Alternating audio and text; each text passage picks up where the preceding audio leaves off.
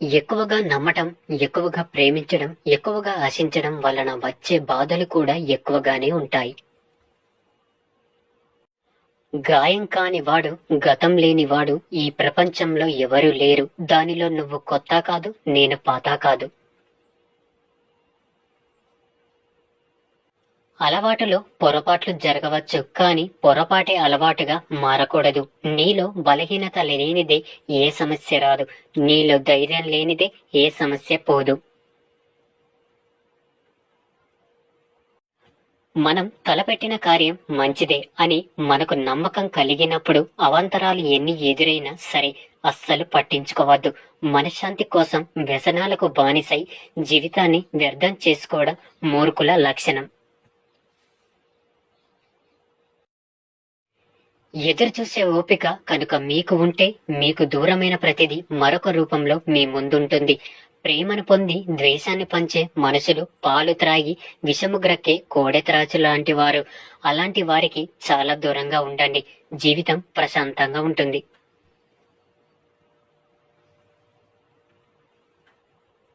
నువ్వు భయపడి ఏడుస్తున్న ప్రతిసారి నీ కన్నీళ్లను దోషిలలో పట్టి ఆనందిస్తుంది ఈ లోకం.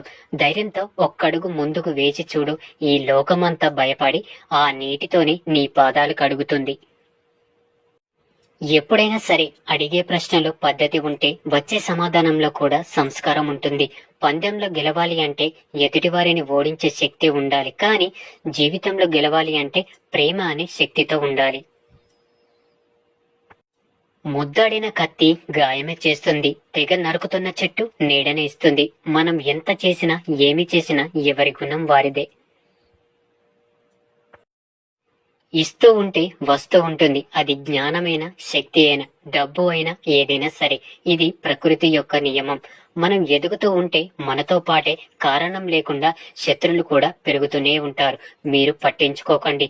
ముందుకు కొనసాగుతూనే ఉండండి. లేచి నిలబడు. ధైర్యంగా ఉండు. నీ భవిష్యత్తుకు బాధ్యుడివి నీవే. నీకు కావలసిన బలం, శక్తి అన్ని నీలోనే ఉన్నాయి. ఏ పనైనా కష్టపడితేనే పూర్తవుతుంది. కలల కంటూ కూర్చుంటే అనువంతా కూడా ముందుకు వెళ్ళదు. గుర్తుంచుకోండి. బాధ అలాగే కోపం ఈ రెండు మంచివే. మనకొస్తే మన వాళ్ళు ఎవరు, మనతో ఉండేది ఎవరో నిరూపిస్తాయి. అదే ఎదుటి వారికొస్తే వారి యొక్క మనసులో మన స్థానం ఏంటో నిరూపిస్తాయి. గొప్ప అవకాశాలు వస్తే ఏమి చేతకాని వారు కూడా ఏదో ఒక గొప్ప సాధించవచ్చు. కానీ ఏ అవకాశాలు లేనప్పుడు ఏదైనా సాధించిన వాడే అందరికంటే గొప్పవాడు అవుతాడు.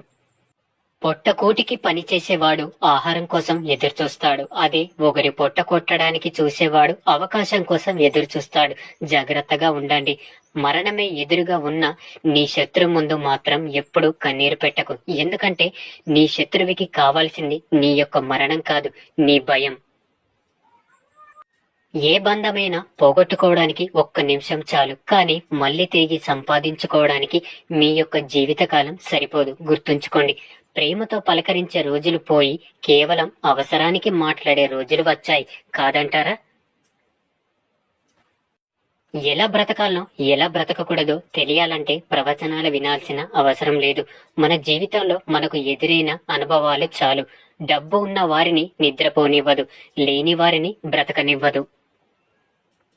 గుండెల్లో అగ్నిపర్వతం బద్దలవుతున్న పరిస్థితులకు అనుగుణంగా మౌనంగా ఉండడమే మనిషి యొక్క సహజ లక్షణం. నమ్మకం అనేది మీ మీద ఉంచుకుంటే అదే మీకు బలమవుతుంది. అదే వేరొకరిపై ఉంచితే అది మీ బలహీనత అవుతుంది. మంచి చెడుల సమూహం అనేది మీ చుట్టూ ఉంది. ఎటువైపు అడుగులు వేయాలన్నది నీ యొక్క స్వభావంపై ఆధారపడి ఉంటుంది. జీవితం ఎప్పుడు నువ్వు ఎదురు చూస్తున్నట్లు మారదు, కానీ నువ్వు ఎదురు చూస్తున్న విధంగా మార్చుకోవచ్చు. అది కూడా నువ్వు ప్రయత్నిస్తేనే సాధ్యమవుతుంది. పనికి మాలిన బంధాలను, బంధుత్వాలను ఎప్పుడైతే వదిలేస్తారో అప్పుడే మనశ్శాంతిని పొందుతారు. ఇది అర్థం చేసుకున్న వారే జీవితాంతం ప్రశాంతంగా ఉంటారు. జై హింద్.